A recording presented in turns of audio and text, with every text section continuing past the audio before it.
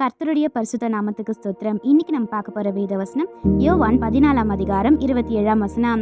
சமாதானத்தை உங்களுக்கு வைத்து போகிறேன். Peace I leave with you. John 14:27. இது நம்ம ஒரு சின்ன கதையா பார்த்துக்கலாமா? ஒரு இரவு பெரிய புயல் காற்று பலமா வீசியதா, இடியுடன் மழையும் பெய்ததா, எல்லாமே கலங்கி இருந்ததா. ஒரு வீட்டுக்குள்ள மேஜையின் மேல ஒரு சிறிய எண்ணெய் விளக்கு எரிந்து கொண்டிருந்ததா. வெளியில எவ்வளவு புயல் இருந்தாலும் அந்த விளக்கு நிதானமாகவும் அமைதியாகவும் ஒளி வீசியதா. காற்றும் அதை அணைக்க முடியலையா, சத்தமும் அதை குலைக்க முடியவில்லையா. அந்த வீட்டில் இருந்த ஒரு குழந்தை விளக்கை பார்த்ததும் கொஞ்சம் நிம்மதி அடைந்ததா. புயல் வெளியே இருந்தாலும் வீட்டுக்குள்ள அமைதி இருந்ததா.